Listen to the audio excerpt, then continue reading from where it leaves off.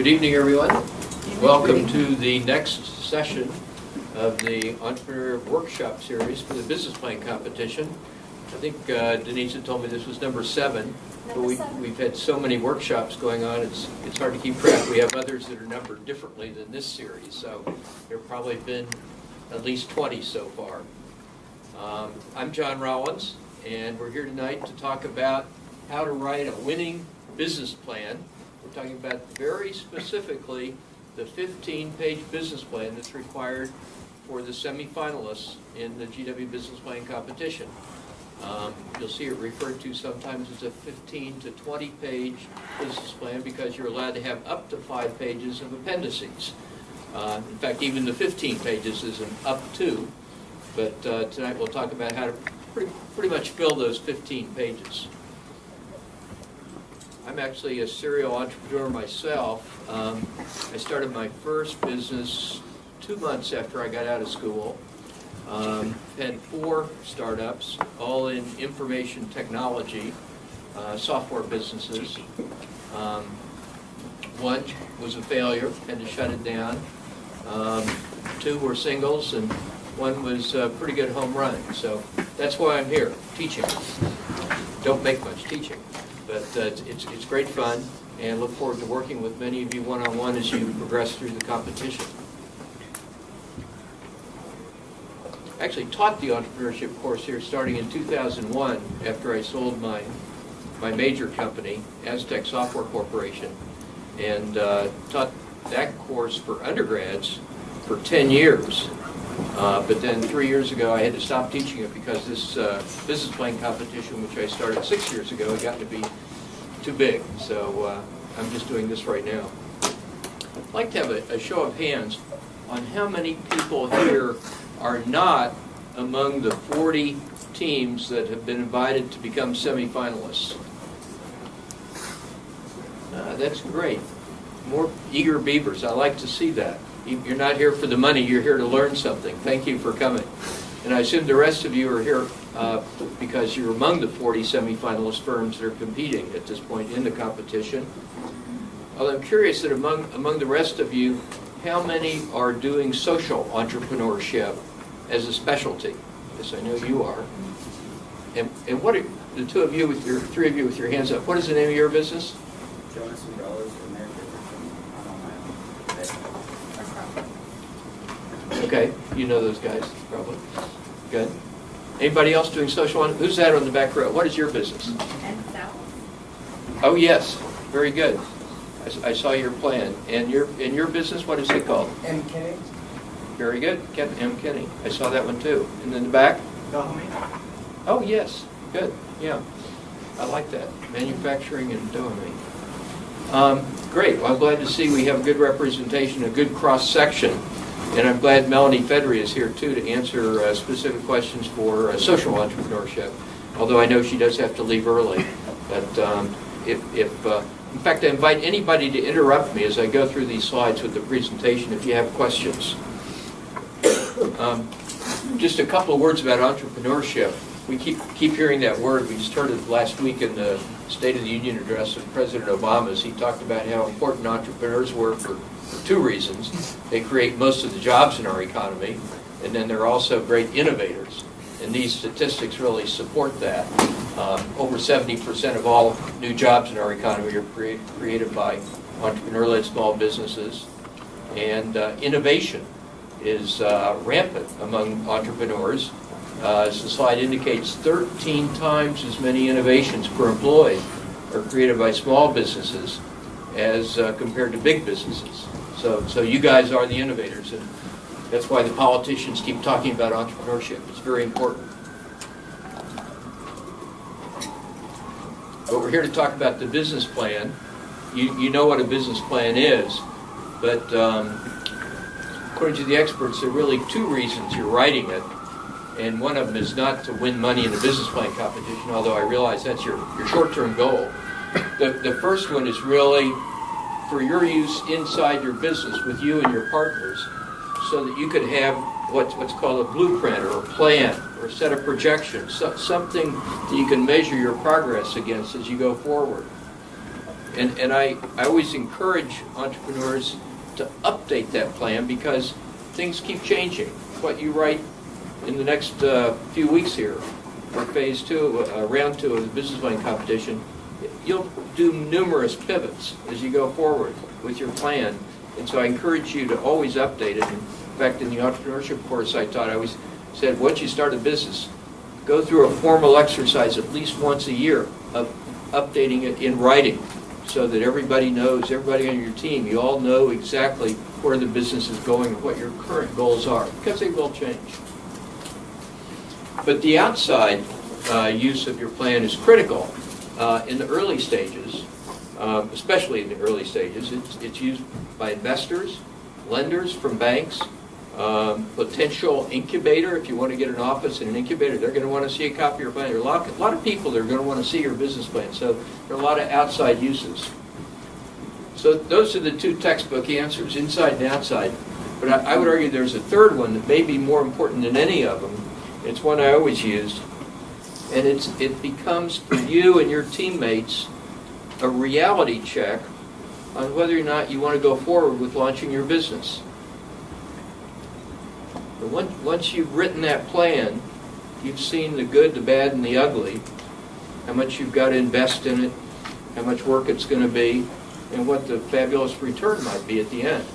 And based on that reality check, you'll know if you want to do some more pivots before you start, or even whether you want to start.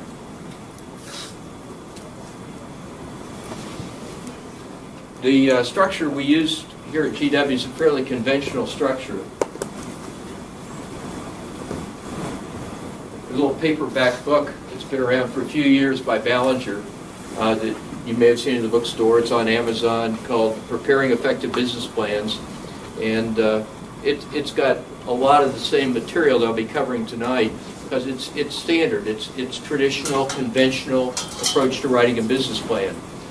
Of the 15 pages, we don't count the cover page or the table of contents. And that's true in most papers you write for class. You start numbering with the first page after the table of contents, and that's the way we do it here too. And I'm going to talk about the 7 required sections. But before I do that, let me just go over some quick red flags. It's important to avoid these flags.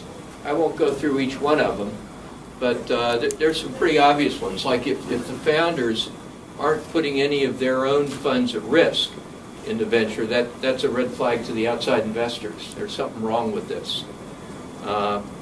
When I started my first business, it was just 2 months after I paid for my 2-year full-time MBA at Stanford, and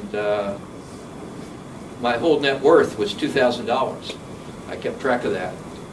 But I told my investors when I started that business, software business, I was putting in $2,000. And they, I guess they were impressed because they put in money too. And then later, over a period of years, through a series of either stock options I earned or tender offers where the company bought out shares from outside investors, by the time I sold the business, I owned 90-some% of it. But there are a lot of ways to increase your equity, even though you don't have a lot of money initially to put into it. So don't worry about that. But you do need to put in something, and as much as you can. Can I ask a question? Sure. Overly aggressive financials, does that mean like overly optimistic? Yes, that means overly optimistic. It's the hockey stick. If the investors see your projections look like a hockey stick going like this and then going up like the handle, it's a bad sign. Or another one, that the market size is too broad. I mean, you say, well, there's 7 billion people in the world. I'm only going to sell 1% of them.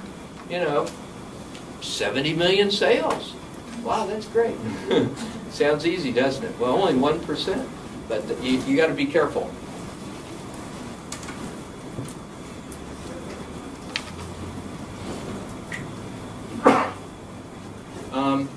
The Ballinger book talks about feasibility screens, and I'm not going to talk about these, although founder-related issues are important, because when it comes to choosing an investment to make, the angel investors and venture capitalists usually look first to the qualifications of the individuals on the team. It's the people that are really important. You'll hear this over and over again if you talk to investors. And the reason they put that as their number one criterion is that there are going to be a lot of pivots along the way. Things are going to change. The business will change. The product or service may change. But the people are the same. And so if you're really investing in a new business to see it through and surviving the pivots, you're investing in the people. So you want to make sure that there are no real founder-related issues. This guy, Michael Porter, he's an entrepreneurship professor at Harvard, talks about the 5 forces model to evaluate an industry, to see if the industry is attractive. It's one you want to get into. And this applies to any kind of industry. And again, I'm not going to go through it in detail, but you want to be able to think of your industry as having this rival, measure it in terms of attractiveness based on whether there's a lot of rivalry between the different competitors, whether there are threats of substitute products, or whether they're a threat of new entrants. And then with any business, you're concerned about your suppliers or your buyers. Like if your only customer is the federal government, that's a buyer that you have very little negotiating power over. You can't really argue if they want to pay a certain price. You pretty much have to go with that because it's a lowest bidder situation. Not good for a small business. Research is so critical, and most of the research that we talk about in entrepreneurship class is meeting with potential customers, sitting around and having them tell you what they think of your product, giving you feedback on your service, whatever it is your proposed need is. In other words, what Steve Blank says, get out of the building, go out and meet with lots and lots, dozens of potential customers, and really learn from them about the strengths and weaknesses of your product, find out about what the pricing level should be. They can tell you. What should the product set be? What AdWords should you use to promote it? A lot of stuff you can learn by talking to customers. And that's primary research. Secondary research is in the library or on the internet. And it should come second. You can learn a lot from secondary research. Read about other firms doing the same thing, but primary research is critical. Okay, I'm going to go through the 7 sections. And these are listed on our website as being really required sections for your 15-page business plan. And if you think of it in terms of 15 pages divided by 7, it's 2 pages for each section and 1 extra page. And my advice would be to put that 1 extra page wherever your strength is, where you want to spend more time talking about something you're really, really good at, whether it's your management team or your marketing plan or your industry and product. Executive summary should just be 2 pages. You never really want to go over 2 pages there. In fact, let me start by talking a little bit about the executive summary. In fact, because this is really a summary of the other 6 sections, I always like to write it last after I've written the others, because it's really going to tell in summary form what's in the other 6 sections. And it needs to cover everything. It needs to talk about financials, talk about marketing, talk about everything in all the other 6 sections.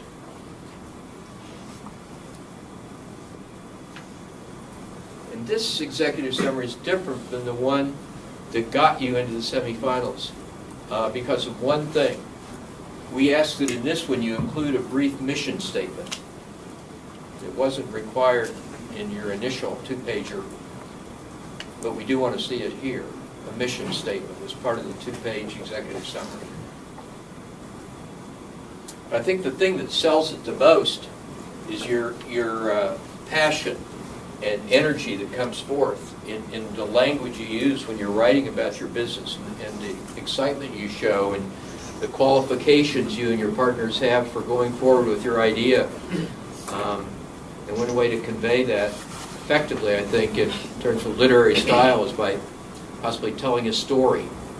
You know, what got you interested in this? Why are you passionate about it? Is it something your grandparent got you started on? You know, what is it? You know, really pull the heartstrings a little bit there.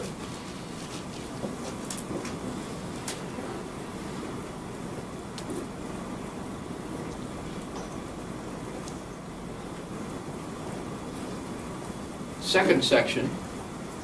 Any questions on the executive summary before I go on to the second section? Industry and company overview. So you need to talk about the industry you're part of, and hopefully it's an attractive industry. You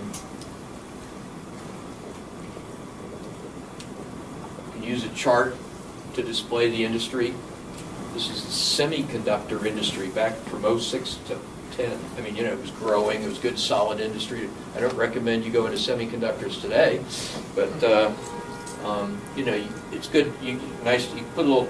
You can include a chart that's only 3 by 4 inches, or I mean, you know, you can embed charts in your business plan. Take advantage wherever you want. Let me go back to this. So that's displaying your information graphically. You need to look at not only the good news about your industry, but anything negative about it.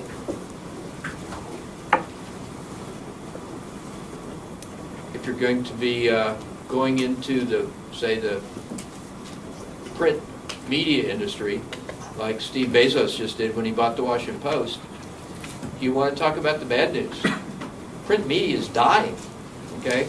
I don't know how Bezos would write his business plan for that one, but he can afford to do something different, hopefully do a good job.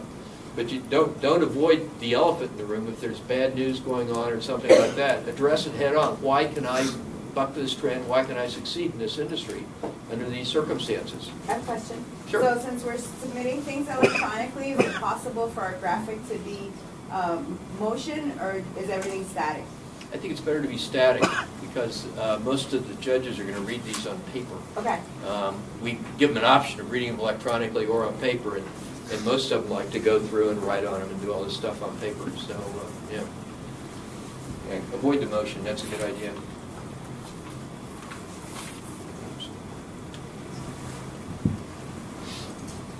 You can talk about the structure of your industry. Is it concentrated or fragmented? Some industries just have a few major competitors because they're very concentrated, and some are fragmented. They're just all over the place, like the automobile industry was in the 1930s. There were, 100 companies. Which do you think is a better industry to be getting into? Fragmented. You like fragmented better? Yeah, there's a window. There's a little bit of a Sure. squeaking.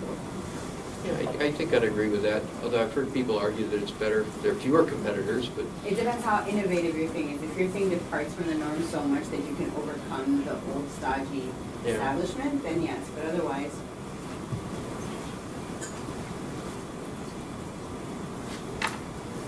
in fact, these are 5 points here, and they're the same as the Porter's 5 forces that we were just looking at earlier in that diagram. Looked like a spider web, the 5 different factors that determine whether an industry is attractive or not. What's the power of suppliers? If it's a unionized workforce, that would be a negative because you got to pay union wages a certain amount. If it's high barriers to entry because you have to spend $1 million to build a refinery to enter the industry. One of our teams that won this competition 4 or 5 years ago was doing a algae refinery for the nation of India to create power and biofuels for India, and a huge capital expense. The judges still like the business plan, but you got to look at the barriers to entry. Their plan was to get the nation of India to underwrite it, and it became too political, and they never got the money to build the refinery.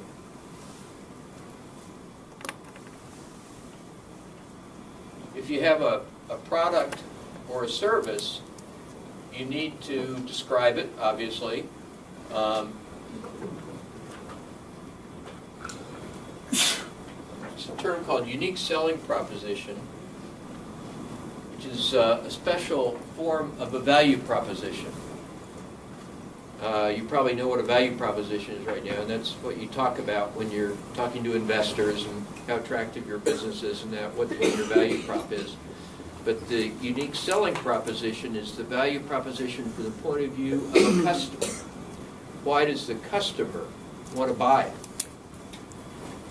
And when you articulate a unique selling proposition, or USP, it's always from the point of view of the customer.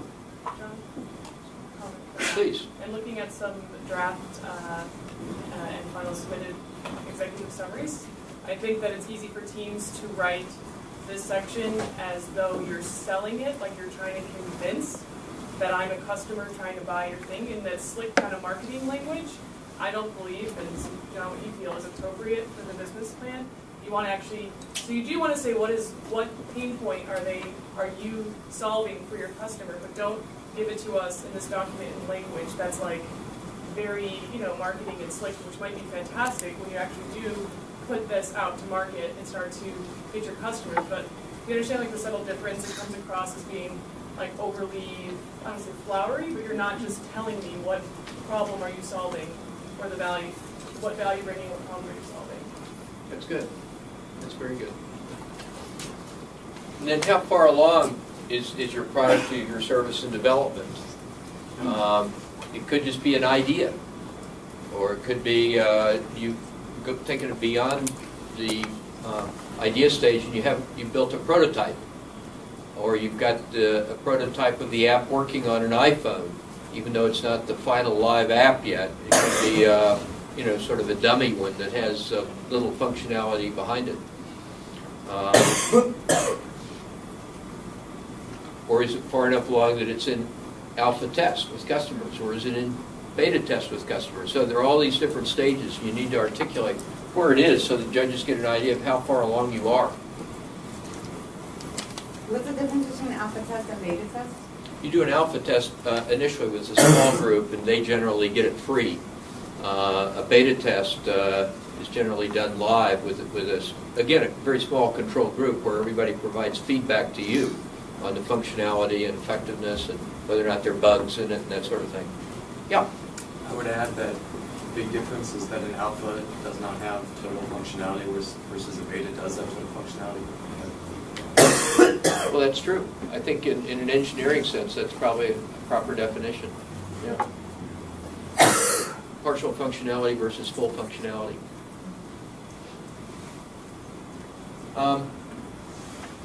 Any questions on section 2 about the industry and the product description that you're going to include there? Services description, whatever. Yeah, question? I just got a question about you're talking about the 7 areas that's required. A lot of your areas are combinations of different areas. If we separate those down in its own separate area, I mean, that's obvious, right? Like here, business strategy and competitor analysis, if I make 2 separate sections, each addressing, that section on its own, I mean, that's my major part, right? Yeah, you'd split this into business strategy separate from competitor analysis? You could. We've arbitrarily put them together, yeah. No, as long as you cover everything that's mentioned in that phrase, business strategy and competitor analysis, that's the important thing. You need to cover all that. In fact, I'm going to spend a little bit more time on this third one. In fact, there are 3 sections I'm going to dig in a little bit more on this evening than on others, just because I think they're really important, and this is one of the really important ones. Another one I'm going to drill down on more is marketing, and a third one is the financial projections. So let's get going on this one. Let's talk about strategy first. All the research on successful entrepreneurs over the years has shown that there are really 3 strategies that seem to work the best.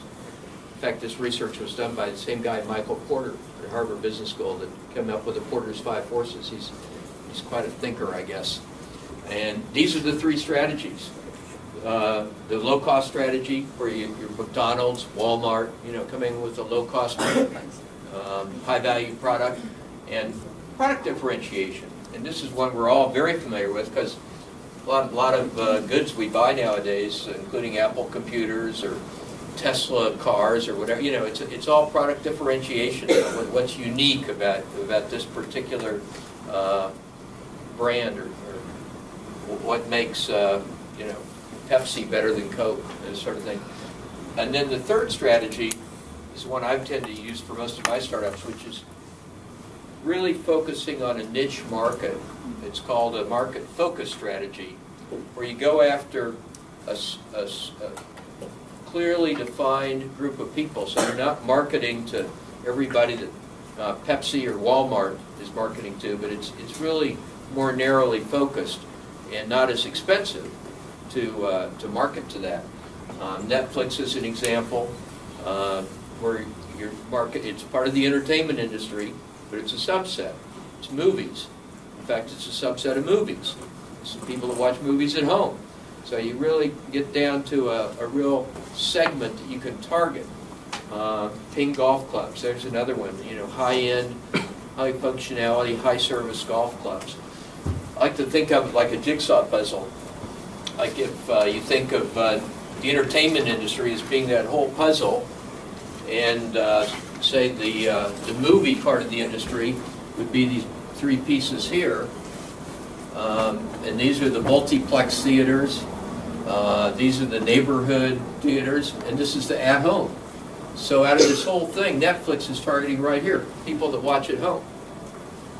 So they could target that and do a great job, as they have. In fact, my first startup, the one I started right after I got out of business school, was a database, a software database application. So if you think of that whole thing as being software database application software, I was targeting the nonprofit industry within that. So maybe the nonprofit industry, again, is this bottom tier. And then within nonprofits, I was targeting those that had membership databases. Mostly they're referred to as associations, membership associations. So that's maybe this little piece right here, the membership associations. These are other kinds of nonprofits. And it's all the other database software. So I had to start. It turns out the association market in D.C. was the 2nd largest industry in the area. Government, we know, is the largest industry. Actually, associations are still the 2nd largest industry. There are over 5,000 national associations with their headquarters here. And they all needed my software eventually. I never sold them all, but I sold enough of them to have a good business. So target marketing is going back to the Michael Porter's 3 strategies, is the third one. That works well. If you can really define your marketing, get to know it, and get out of the building, meet the customers, and become an expert at that market need.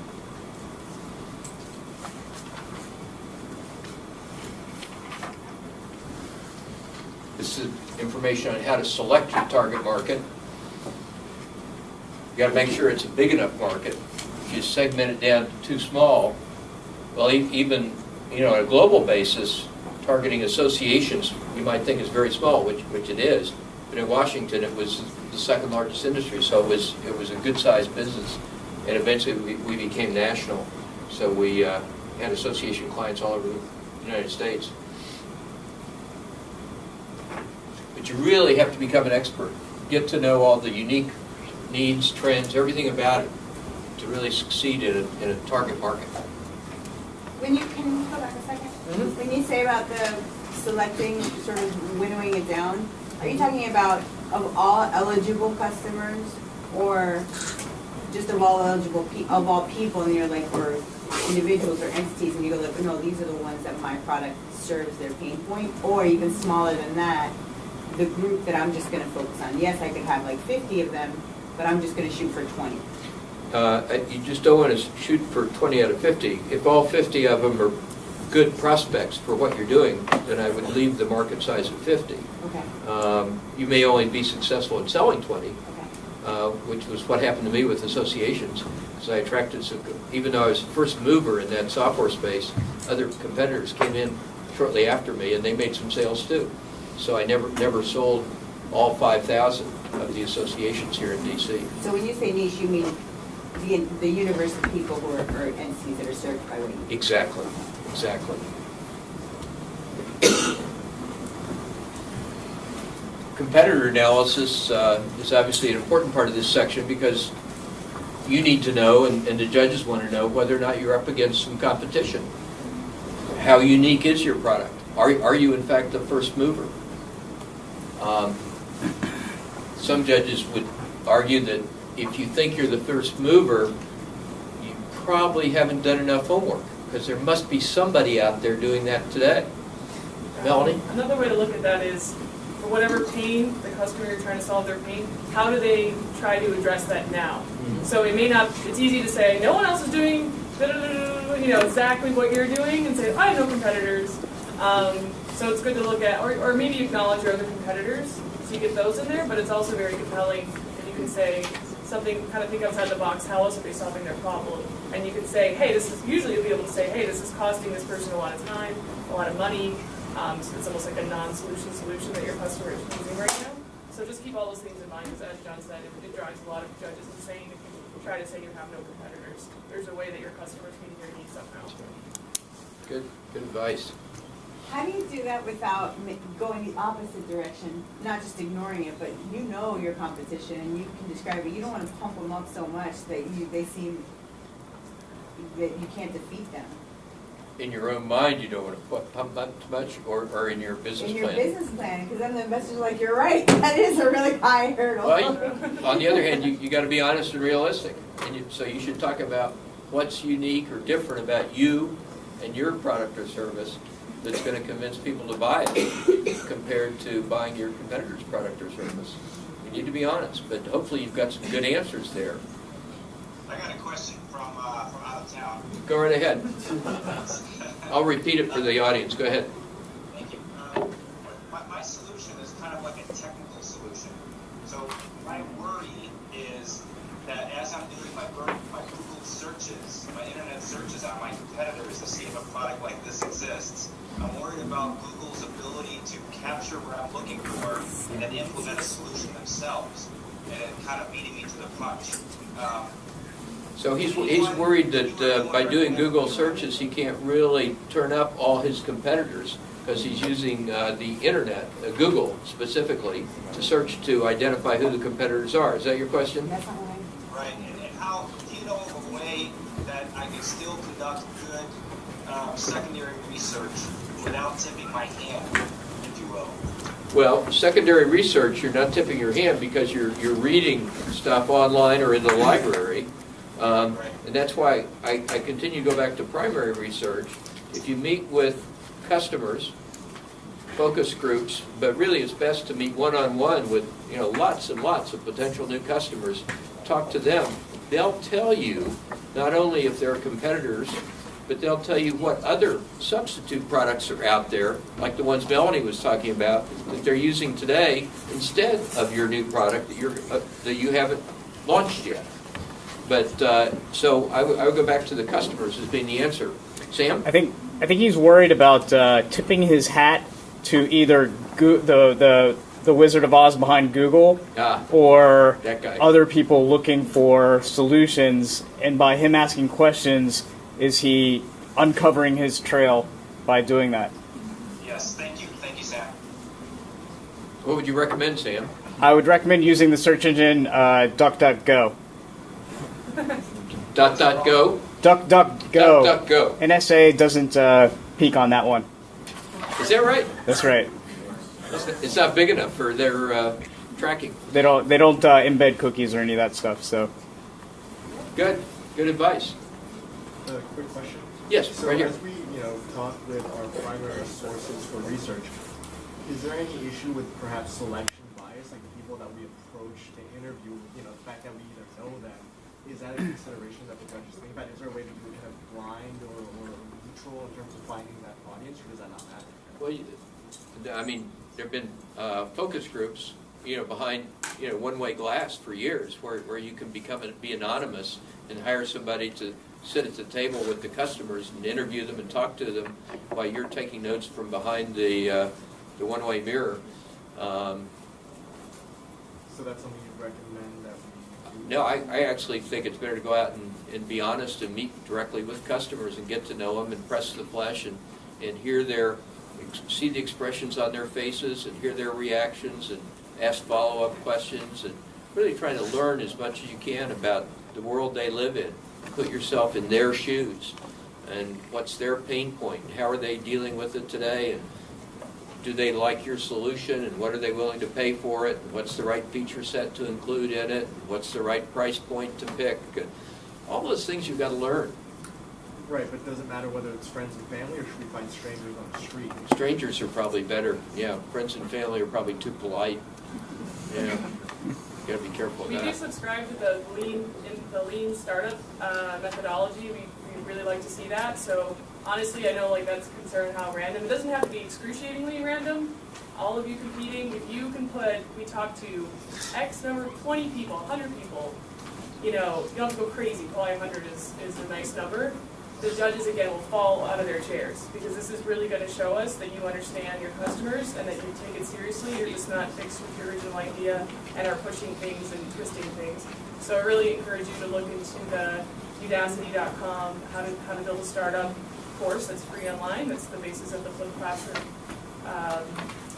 course or sessions that we had last semester when you're not able to join us. You can do the course online for free, and really introduces you to this idea. But essentially, we'd all love to see you actually speaking with potential customers. Right. Another question. Go ahead. So how would a site like Mint.com present their business plan when they've got a product that they're giving away for free, but I believe their business model is based on selling the data? So I think they would need to spend a portion of their business plan explaining why the front-end website is beneficial, but then also why their data is beneficial, or is it only based on what they're selling? Well, they also have some first-hand experience with customer primary research that could help explain what the market size is and why people use it and how many people are going to buy it and how many prospects you need to talk to for each sale you make. We'll be getting into that a little bit in another couple of slides. So it sounds like there'd be two angles for that, though, because why do people want to use your front end for free? Right. And then why does, like, Capital One advertises on the back end, or hey, you qualify for our credit card? Why would Capital One want to do that? It almost seems like you would need to spend, I can't tell, 50-50 of your time on each side, or what would make sense in the business model? Well, you got to cover both sides. Yeah. Yeah. I can't really tell you how to allocate between the two, but yeah, you should cover both ends of it. Okay. It's important. In fact, what we were talking about a minute ago, and Melanie was bringing up about indirect competitors, or substitutes for what you're offering, because it could happen later after you've launched your product. You have a new competitor who is not a direct competitor, but an indirect one. So they've got a substitute for your product. I mean, if you're talking about opening a sushi restaurant because there's no other sushi restaurant within a 2-mile radius, so you think, I got a lock on it, niche market, got it. But there are substitutes. Other kinds of Asian food might be substitutes for sushi. I don't know, depending on the individual palate, what that might be, but you got to be careful that there's not a substitute product that's moving in next door, that's a Thai restaurant or something else that's really going to hurt your sushi business. And then the future competitors are really tough to figure out. I dealt with this with my last startup, which was an online educational video streaming business for continuing education for adult professionals that need to have their continuing education certificate updated every year by watching a certain number of hours of CE. And we were the first mover in that space back before YouTube, and it was in fact very hard to convince people you could use a computer to watch videos on. Can you believe it? That was, 2004. We started this company, and then when YouTube started in 2005, everybody got it. Certainly, we can watch videos on computers now. We don't have to just do word processing. That's great. We didn't know who our competitors were going to be, because it was a whole new market that was just beginning, and it turns out that we had future competitors that came out of the woodwork from all kinds of different directions, and we ended up actually selling the business to one of those competitors at a certain point.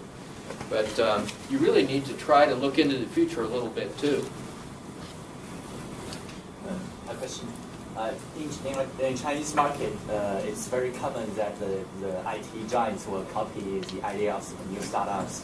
So what should we do with the best method to dealing with the giants copy? Try and get your intellectual property protected legally.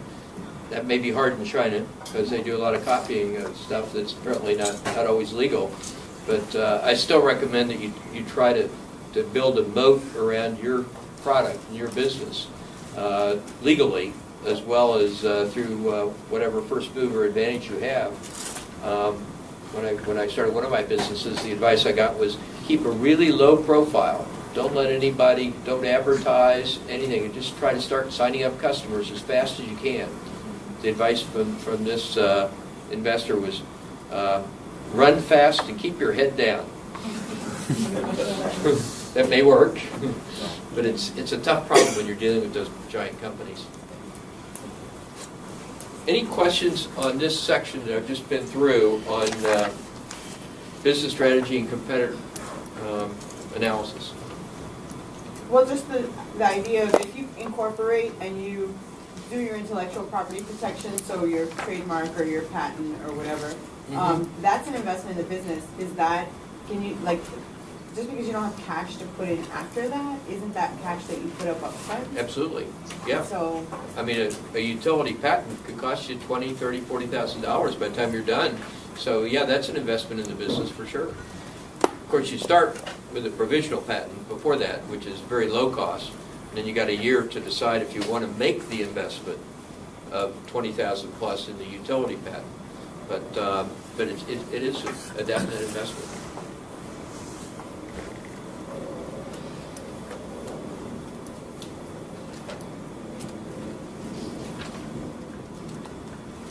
I want to go on to section 4, marketing, and this is another one I'd like to spend a little more time on than the others because I think it's one of the important ones.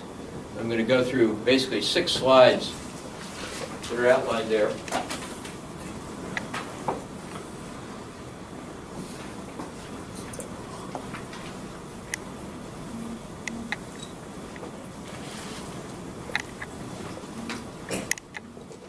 The image of your product is so important to the positioning. What is it? A high end, medium end, low end? You know, what kind of product is it? If you're selling electric cars, that's a segment of the car industry, just the electric cars. Are you going to position yourself with Tesla at the top, or with the say the Nissan electric car, the Leaf, which is more in the middle? I think the Tesla gets on one charge, what, a couple hundred miles, 300 kilometers. Depending on the battery, 300 to up to 300. Thank 300 you. to 6. And I know they advertise the Nissan Leaf as getting up to 100, and at the low end you got the Chevy Bolt that gets 40 miles, and then you have to start burning gas. So you got 3 different levels. You know, how do you position your product? You know, is it going to be high, medium, or low? And what's the image you're trying to create? And what kind of buyer are you going after? High end, medium, low, whatever. I mean, Starbucks came into the coffee market very, very late. I mean, coffee's been around for 1,000 years as a beverage, and yet they've managed to come in at a high end with a what would you call Starbucks? An experience product where you experience the place and the time and the situation, as well as having top level coffee. It's not easy to do that. But so you want to think about your positioning, and this is important to convey in your marketing section of your business plan. We talked a little bit before about the value proposition and looking at it from the customer perspective and what the unique selling proposition is. Whatever you come up with in words is something you're going to want to repeat in all your promotional, advertising, PR, everything you use from then on, using sort of the same words over and over again. You may be able to put this in the form of a tagline or something that really, has a good ring with the customer in terms of describing your business. What company do you think of when you hear when it absolutely positively has to be there overnight? FedEx, right? I mean, it really describes, the unique selling proposition in just 8 words. I mean, it's just right there. So they use that over and over and over again. They drill it in. And they don't vary a single word or a comma in that whole thing. And that way people begin to get it after a while. And all their advertising and all their PR.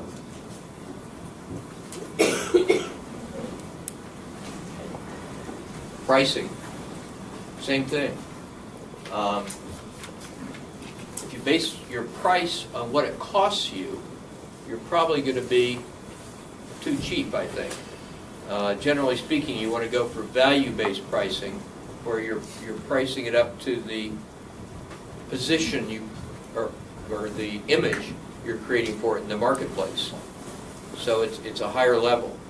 Another reason to go for a little bit higher pricing initially is that you can always lower your price later, but you really can't raise it.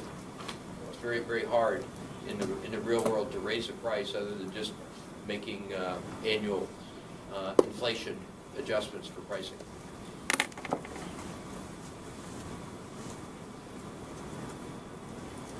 In fact, we were talking about advertising and public relations, the 2 different forms of promotion. Reading those descriptions, which do you think is better for you as an entrepreneur? Advertising or public relations? Public relations, hands down. Earned media has I don't know the statistic, but it's some multiple of credibility and staying power than paid for media. Sure. And if you do paid, it should only be as a reinforcement of the earned, not as a replacement. Does everybody agree with that?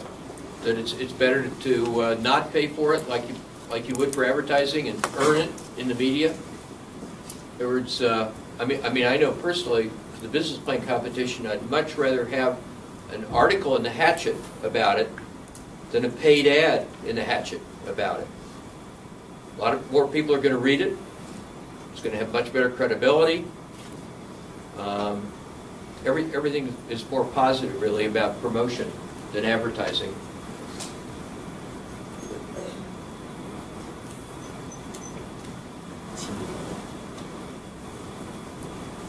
Back to the Super Bowl last week, I was reminded 30-second ads were going for $4 million. That's advertising.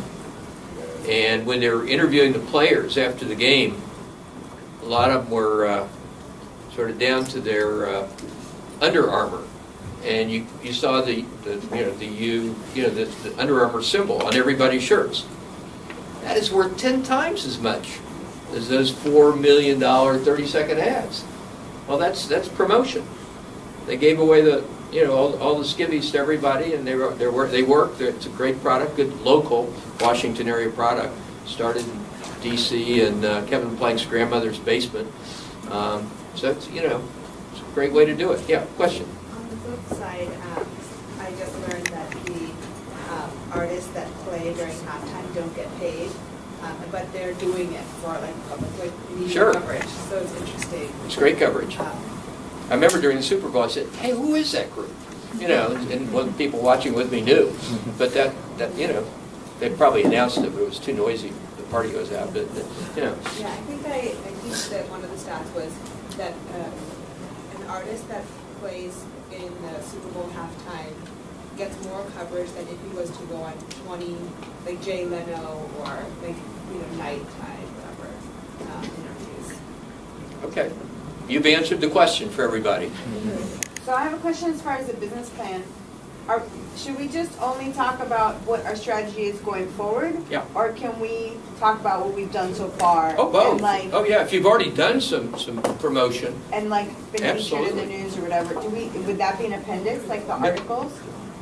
No, I'd talk about it. And if you want- if it's an important enough point, yeah, you could put it in the appendix. Like the article? The article or a summary of the headlines or however you want to convey it to the judges. Yeah, that's great if you've already accomplished that. That's a big deal. Good work. Yeah, not easy. This is sweat equity.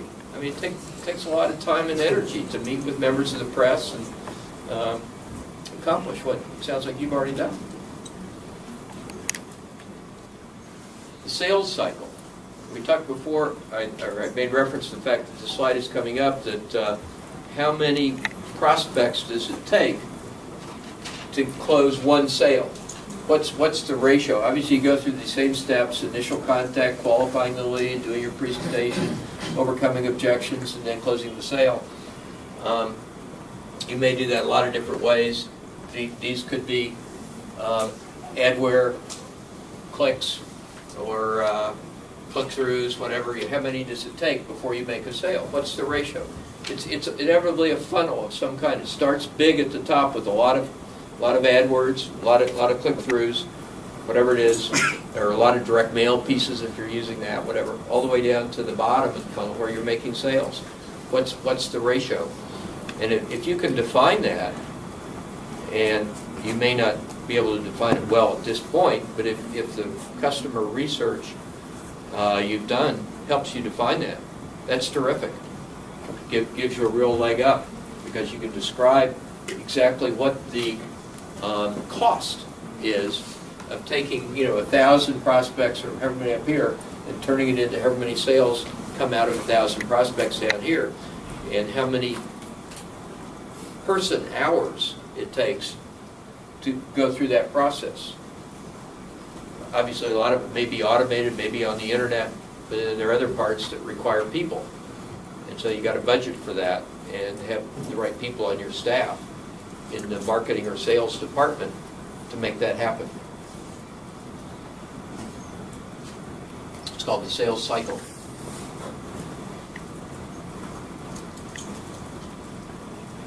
My last slide on marketing really has to do with distribution, which people say, well, what does distribution have to do with marketing? Well, it's actually gets right to the heart of it, because distribution has to do with quality, convenience, innovation, service, and speed. And you got to define those for your product. How fast do you want to be delivering it? I mean, Netflix started out with their original product that was delivered on DVD through the U.S. Postal Service. Took one day, which I thought was phenomenal. In fact, I'm still impressed that they tend to get them from the time you get the email saying they're mailing it to you until it's in your mailbox. It's generally one day. But we don't do that anymore because it's not fast enough. So we go online, we stream it, and we get it instantly now. Instant gratification, whatever. You've got to see a particular movie when you want to see it, so you go online and do it that way. And Netflix has pivoted in their business strategy, and they've gone from the one-day U.S. Postal Service delivery to instant streaming delivery. But there's a lot to this whole distribution strategy, because if it's a physical product, if it's Pepsi you're distributing, it takes a lot of trucks, and a lot of man hours, a lot of people. It's not trivial, but you have to. Another word for this distribution strategy is, what is your channel of distribution? Is it all through the internet, or is there UPS involved or FedEx involved? Getting back to FedEx again, so you got to know how you're going to distribute it. Okay, that kind of wraps up marketing. Any questions on marketing before we go to section 5?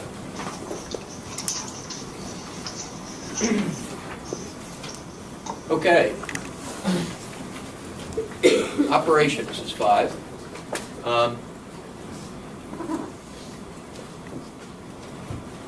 This may not have a lot of relevance for some of you because you don't really have a product you're making. So you really don't have a production division or what a lot of people think of as operations.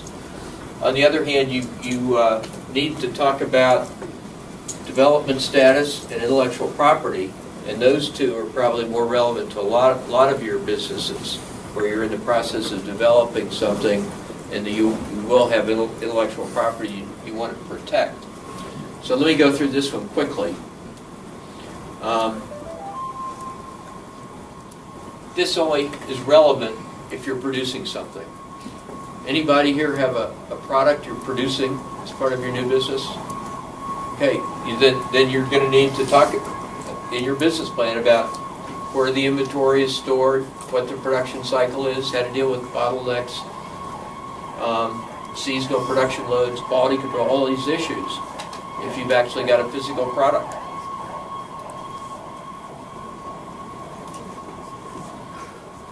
I didn't think there'd be that many. That's good. Question? So if you don't have physical products, do you need to visit the operating model?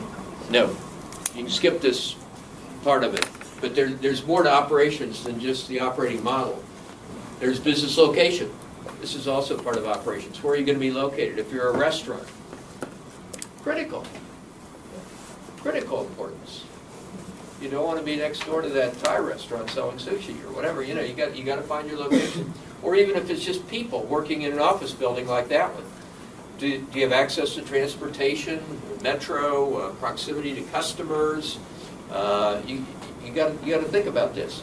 Now, initially, the location may be your spare bedroom, which is fine. That's where most businesses do start, in the home.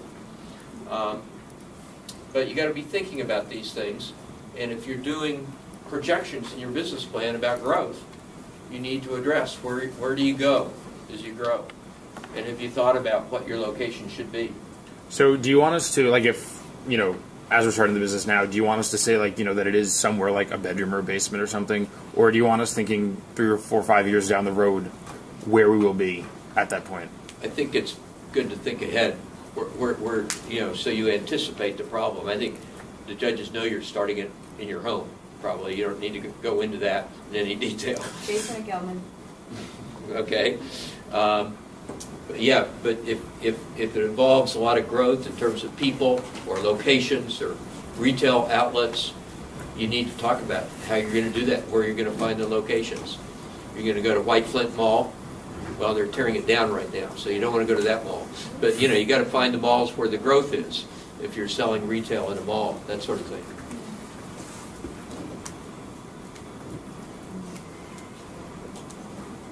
And where your product is in development. Again, we have a lot of product people here. Is it just in a working drawing format on a sheet of paper, a blueprint? Or do you actually have a prototype? Or is it out being tested already by customers? We talked about the difference between alpha and beta tests. Where is it in that cycle? And what's the budget? In fact, one point I didn't make that I could sort of stop and make now is that all 7 of these sections are interrelated very tightly.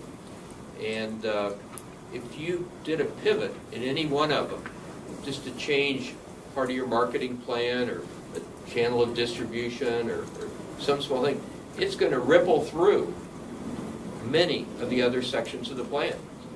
In fact, a pivot in any one of the first sections will probably ripple through to the financial section at the end, because that spreadsheet, if it has a lot of detail, you may not want to put too much detail, we'll talk about that later, but if there's a lot of detail, then almost any change you make anywhere in your business plan is going to ripple through to the financial section.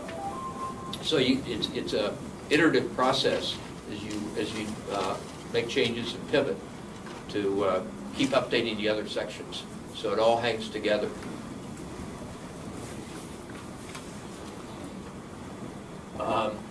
Intellectual property, that's part of this section. And hopefully a lot of you will be able to get patents.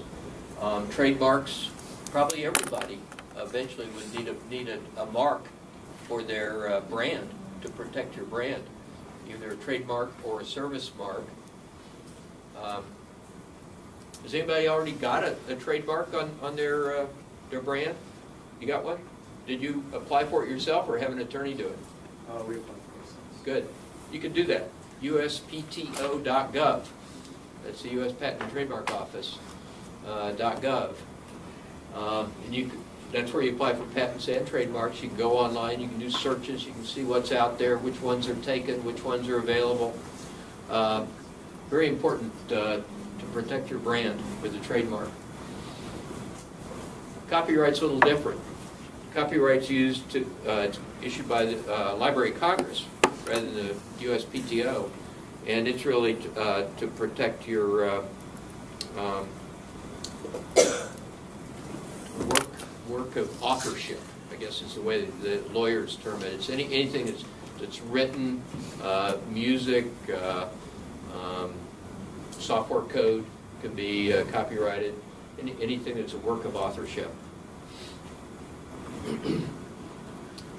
How about trade secrets? Who can tell us what trade secrets are and where you go to protect your trade secrets? Stipulating in your employment contracts about what your employees can and cannot do and Right. connect. Right, it's in the employment agreement so that your employees can't share trade secrets of the companies outside the company. And a trade secret is just, as the word implies, it's a secret. You don't go anywhere to register it or protect it other than putting it in the contracts, employment agreements, so that the employees understand there are certain things that they can't disclose. The formula for Pepsi and for Coke, I mean, there's no patent or anything on that. It's a trade secret. They keep the recipe locked up in a vault. And they don't tell anybody, and the few employees that do know have signed these agreements that they aren't allowed to talk about it. So it's a trade secret. So it's another way of protecting your intellectual property other than through the patent, trademark, or copyright avenue. And it works. So that was a quick run through on operations. Any questions on operations section of your plan? Let's go to the management team. I mentioned at the beginning, investors look at this as a critical item. I'm not going to spend a lot of time on it because I don't have much to say, but it's important that you do at least 2 pages on this, and if it's really a strength, maybe more than 2 pages. The one section I'm going to talk about that you would need to include is the part in red, the management team. And you want to say a few things about the team members, who's going to do what, why they complement each other well. I mean, hopefully you and your teammates aren't clones of each other. That would not be good. It's better if you complement each other and one person handles the financial, one handles the marketing or the product, or it's where you've divided things up, and you need to describe that in this section. Who's doing what, and why, and what your backgrounds are in education, what your degrees are from GW, whatever.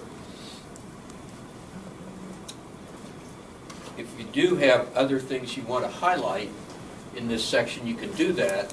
Some ideas would be if you put together a board of advisors, or outside experts to advise management on anything. You could talk about the board of advisors. By the way, board of advisors is often just customers, people who really know the business well of what you're selling. So they represent the customer's point of view. In fact, it could be a great marketing tool. In my first software company, I had what I called a users group, and all my customers were automatically members of the users group. We would have big national users group meetings every year, and it's just a great opportunity for everybody to get together and have a good time. And while they're having a good time, they're seeing all your latest new product demonstrations and hearing about the new service plans you're offering that cost more money than the old service plan, you know, all that sort of thing. So you're really selling through a users group, which is really an overgrown board of advisors. Because we're also asking for feedback from your customers constantly. You better be asking for that so you can keep improving your product and services. And if you have attorneys or accountants that are impressive, helping advise you, you could put those in the same section. But that's about it. It's not a very elaborate section. I don't really have anything else to say on this. Question? So I guess depending on where you are in the life cycle of your startup, you may or may not have a board of directors. Right. How much weight is put on that? Is having a board of directors too early early enough to add more credibility, or is it something that's more of a corporate structure type item? So there's not much weight on it. I don't think you need to worry if you don't have a board of directors. I'd only include it if you've got one and they're impressive or add value because they're going to help you either with your product or with your financing or with your marketing, something where they really bring value to the startup. And also this is advisors, correct? We'll let you have advising you. Sure. You haven't yet formally. It doesn't have to be a formal board. It could just be informal advisors. Again, if you've got some impressive people who have helped you design your business, your venture, go ahead and put them in this section. Last section is finance. Getting ahead of myself. Let me go back. The rules on the website state that there are 3 things you need to include in this section. Income statements, minimum 3 years. And by the way, in a 501c3 or a nonprofit, it's called a statement of activities instead of an income statement, but functionally it looks the same as what we're referring to here as an income statement. Second would be cash flow statements, minimum 3 years. And the third thing is how much capital you need to start your business. Doesn't have to be exact, but you need to have thought about these 3 things and include them in this section. And I'm going to take a minute to go through first an income statement. Quickly, can I ask? Yeah. When it says minimum 3 years, is it favorable to go up to 5, or is it just?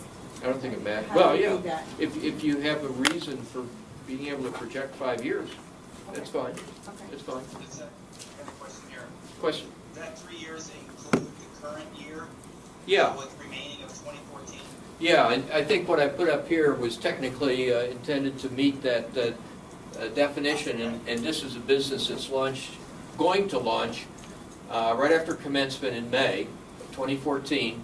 So I'm counting 2014, even though it's only 8 months, as the first year, 2015 and 2016.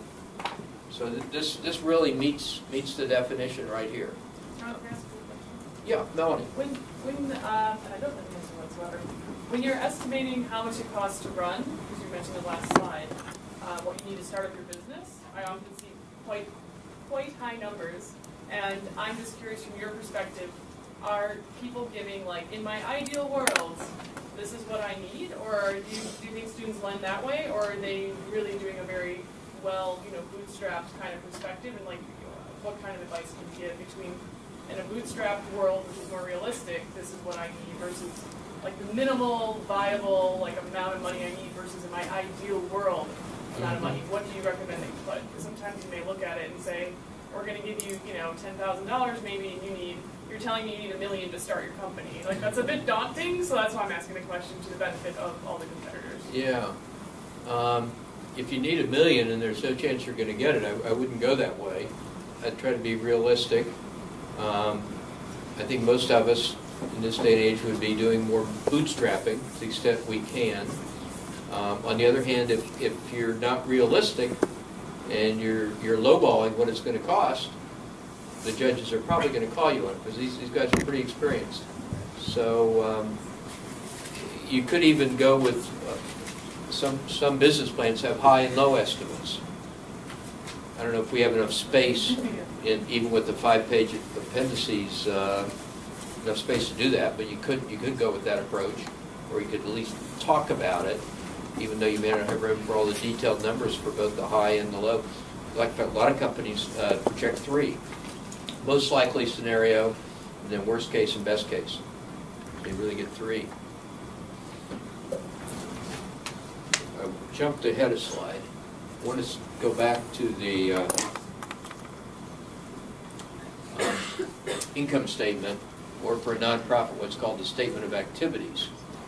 And I just want to spend a few minutes on this because I know not all of you are business majors, but it's important to understand that this is done based on generally accepted accounting principles.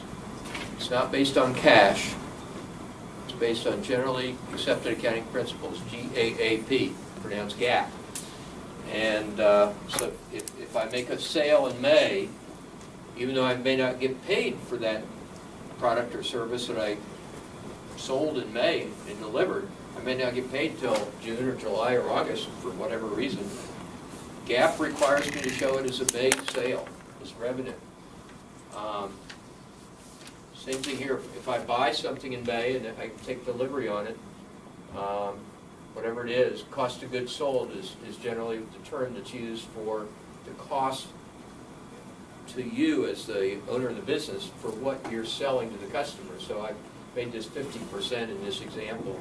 So if I'm selling widgets for $100 each and they cost me $50 each to buy, even though I may not pay the $50 for these widgets in May, I'm selling them in May, so I may not pay it until I have money in June or July. I have to show it as an expense here. That's generally accepted accounting principles. And I have a line called fixed cost, which would be my rent and utilities, things I pay every month by internet fee, that sort of thing. The next expense is called depreciation, and I put in $250 a month. Depreciation is when you buy a capital asset, furniture, computers, equipment, any kind of an asset that has a life, and I'm assuming here IRS life of 3 years, 36 months. So I came up with a hypothetical $9,000 I was spending up front on some furniture and some computers and servers, whatever stuff I need in my office. 9,000 divided by 36 months is $250 a month. And that's what you call depreciation. You have to put that as an expense over that 3-year period. It's $3,000 a year. If this were a full year, it would be $3,000 a year, but it's only 2/3 of a year. And then the next line down are the salaries and wages. And that also includes benefits and things like that. It's your personnel cost. So revenue at the top, expenses here with cost of goods sold first, and then your bottom line. And if it's negative, you can make it red. Excel does that for you if you wanted to. So I have a loss up until October. Then this is what's called break even right here, and then I start making a profit. So at the end of the year, I've lost $6,000 on my startup, even though I broke even in October. And I start making some good money in the next 2 years. Questions? What is the best way to do the financial projection? Just by reasonable project, or compared to our peer groups? It should be based on the realistic expectations that you achieve based on talking to customers and understanding, what you think is most likely to happen going out in the future. It's your best shot, your most likely scenario, and it's going to be different for every business in this room. How you come up with that, but it's partly intuition, and it's partly research. You can factor in a price increase if you think you can increase the price in the next year because of inflation. Raise it 3% or whatever you want to raise it, or you can just keep it the same. So it's all the factors you want to take into account that you reflect. in this last section. Finances are really literally a translation of everything else that's come in the previous sections of the business plan. It's appropriate to build up several scenarios. For example, the optimistic and the medium and the negative. Yeah, as I said to Melanie, yeah, you could do multiple scenarios if you have room to put it in there. But if they're fairly close to each other, it probably wouldn't make that much difference to the judges. Of course, one of them is very, very high compared to the other one, then you might want to put it in. Question back here? So if we have financial statements from the past year, can we incorporate those? Yeah. Yeah, because you could be in business for, as long as you have under $200,000 in revenue, before the business plan competition started. That's true. Good point. Question? Salaries and wages, especially for someone just starting up, you might be donating your time. A lot of starting companies don't pay a salary. That's right. That's very, very common. So you revise that in there. I mean, eventually you want to get paid, so you kind of just hope that you're able to cover these taxes. Do you recommend that you put in a salary line? If you're not really taking one? No, if you're not taking one, you shouldn't put it in. But if you expect to take one next year, you can't go forever, obviously, without a salary. At some point, you need to get paid. So put it in as at the realistic time when you really need to be paid. And for the time you're not being paid, you should pay yourself in stock. Okay? So put in equity that you're taking out in lieu of pay. Sometimes people take a note in lieu of pay so they can get paid back later, maybe with interest. I guess IRS requires some kind of interest. They don't like no interest loans, but you could do it that way too. I think it's more common just to do the equity. But that goes back to the whole idea that at the beginning, in terms of having you put cash up front, and it could be in the form of your own time.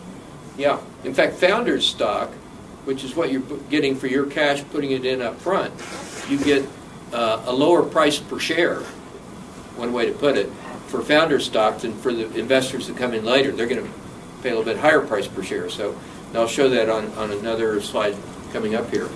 So take advantage of the founder stock, which is what you should be doing. So did we explain that in the founder section or in the management team section that we're doing that? If you want to. Just to demonstrate that we're donating, like you were saying, Yeah. like that's our investment. Yes, you probably should. Otherwise, they'll see 0 for salaries and wages on here, and they'll say, "Hey, what's wrong with this?" You should mention it. Absolutely. And for prize winnings, the revenue, sales, that would be another entry there? I'll show you where that comes in later. This is the income statement. Now, the next thing that's required, I'll talk about in a minute, is that's cash flow statement.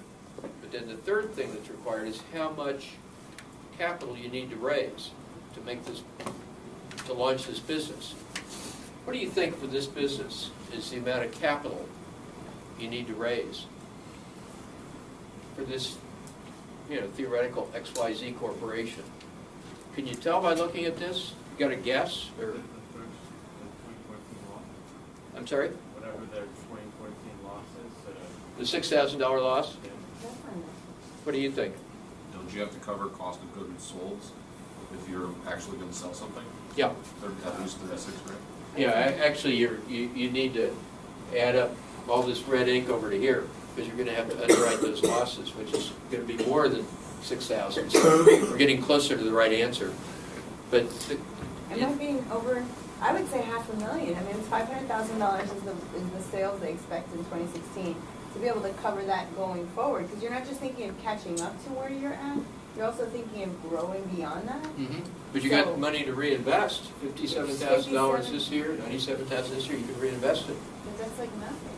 Well, it depends how big a business it is. This is not going to be a huge business ever, I would guess. If it's only up to $97,000 in its third year, I don't know.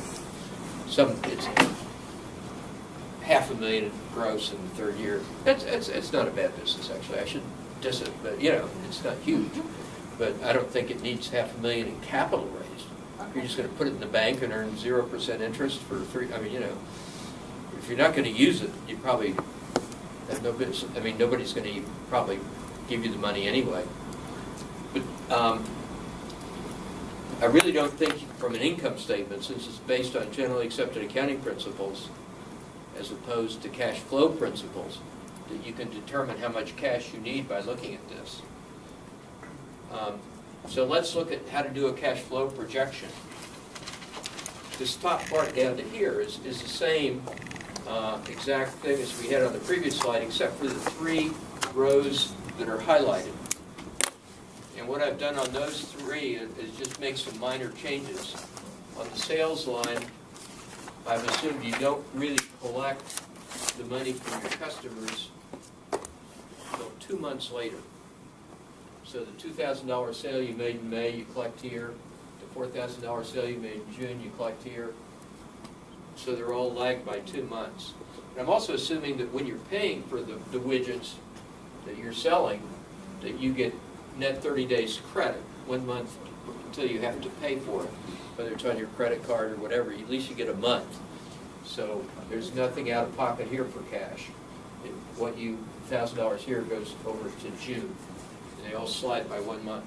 So easy to do with Excel. Can I say a question? In that top sales cash collections line, is that cumulative each month, or is that it was July 2000 were collected, 4,000 in August, 6,000 in September, or was it two? No, it just lagged 2 months. I understand about the lag. What I'm asking is that in each successive month after the first month, does it recollect the one before, or is it 4,000 was actually collected just in August? It was collected just independent of July. 4,000 was collected in August. Okay. There was a sale you made in June, was collected in August.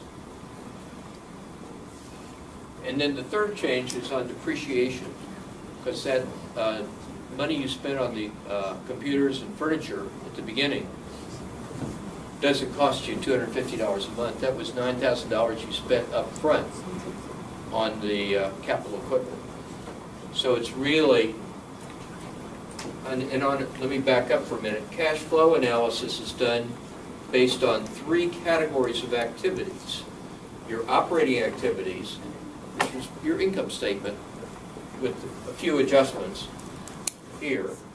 Your investing activities, which is when you're investing in equipment and furniture and buying stuff up front like that. And there's a third category we'll talk about on the next slide called financing activities.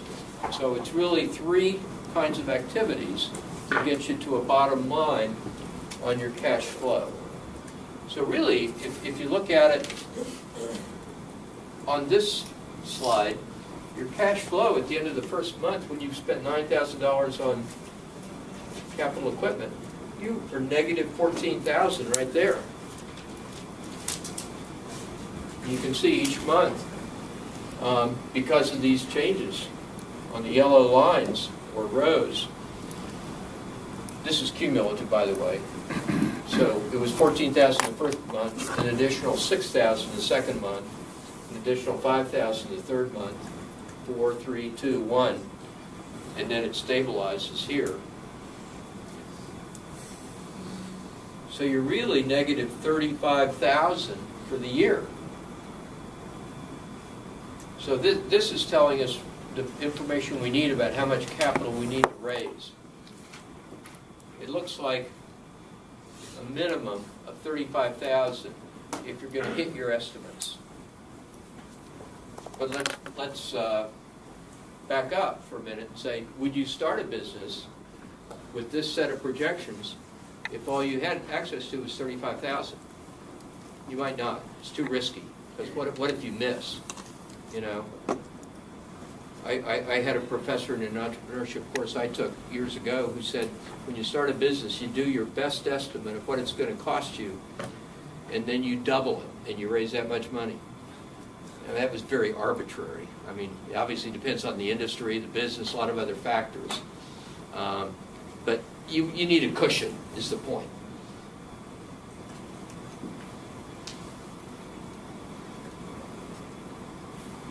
I want to go to the last slide on financing, which is the one that has the financing activities.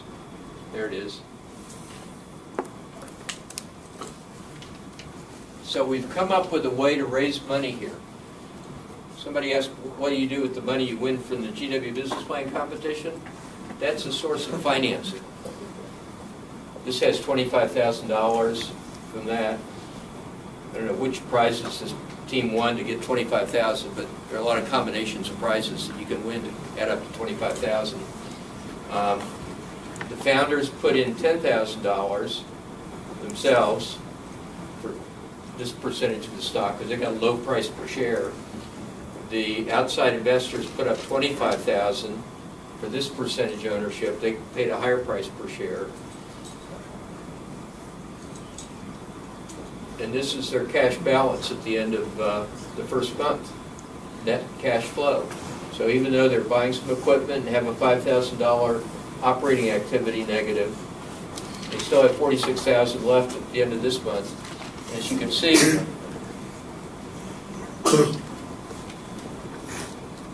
they've raised $60,000, 25, 10, and 25. And if you want to hit that formula that my professor used, where you raise twice as much, 2 times 35,000, would have been 70,000. I put in another 10,000 here to make him happy.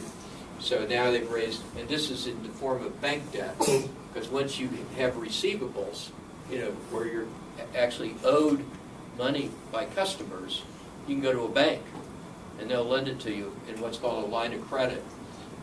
This is a bank line of credit secured by accounts receivable, so I borrowed $10,000 on that. Actually, don't even need to, because we still have money in the bank, so maybe we're foolish to borrow, but we did. So we had altogether $70,000 in capital that came in. And it came in 3 forms. Part was a grant, which is the winnings from the business plan competition. GW gets no stock in your company. It's just cash you're given in the form of a grant. These 2 are both stock purchases, $35,000 in stock purchases. Founders at a low price, outside investors at a slightly higher price. And then debt, which is a bank loan. And the bank doesn't get any equity because you're going to pay it back later. And it's smart to do that, because if you have a way to get financing without diluting your ownership, that's probably good to do. So this whole thing sort of comes together here, but it's also a lesson in terminology on cash flow calculations, operating activities, which come off the income statement, investing activities that have to do with capital purchases, and financing activities, which is the money you're raising. But you've got to keep the bottom line down here positive all the way through. Question? So, would you include money that you potentially have lined up, which, like, sort of, like, besides the GW business competition where you haven't won it yet, but you're including it maybe in the financials, would you include other funding that you potentially have lined up, like, would sound reasonable, or just? Yeah, I'd include this. This is all projected. Okay. It's your best guess. It's a little, I mean, in fact, if you're optimistic enough to put in winnings in the business plan competition, I think the judges like to see that. It means you're optimistic about your business and about your plan you're writing, and that you're actually going to win something. That's good. Nothing wrong with that. Now, if you don't win it, then you got to substitute another source later. But I think it's okay to do that. What about, go ahead, sir. I'm sorry, go ahead in the back. Sorry, I have this answer. If you have more detailed financials, should you include them or stick to more? Oh, yeah, you should probably have a lot more detail than I do. This is a sort of a dumbed-down income statement and cash flow summary with only 4 lines, 5 lines, 4 lines of different kinds of expenses. You'll probably have more than 4. You don't have to, but yeah, if you show more detail, then it's a better plan, more credible, shows you've thought it through better. Do you have a question? Yes. So on the cash flow, I'm sorry it sounds ignorant, but in the cash flow projections, it only shows cash. Like you can't, like, is there any way to reflect in-kind contributions? Like we were talking about people taking no salary or whatever. That's not. No, you cover that in the management section, like you said, that you're going to take no salary. This is just cash. But if you're going to work for debt, or you have to be paid back later for salaries that you weren't, if you weren't free because you're taking a note back and the company owes it to you, then you better show it being repaid later, out in the future, if that's what you're doing.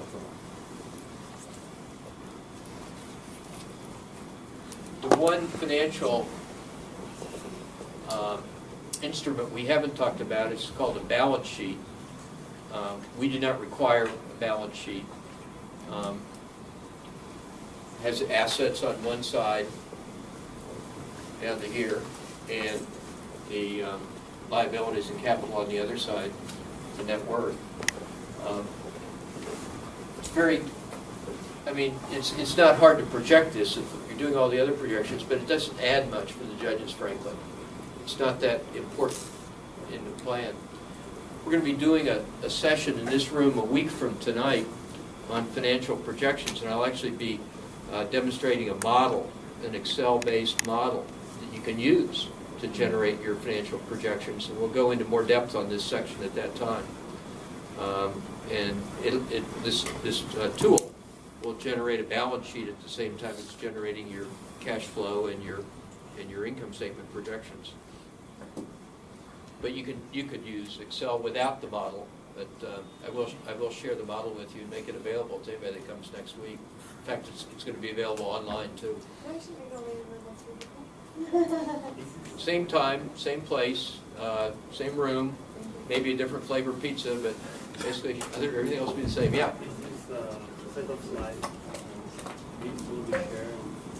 Yes, these slides are all going to be put online in the next day or two on the website. Yeah. Yeah. I didn't make hard copy because I figured they're going to be on the website and you can look at them there. The capital required is the third thing. We really talked about that already and how you come up with that.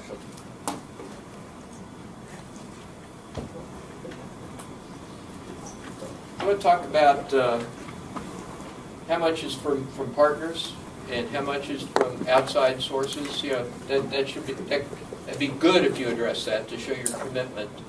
Like I had to show my commitment when I first started putting in my $2,000. Actually, it was less than that back then. It's $2,000 in today's dollars. I didn't even have that much back then.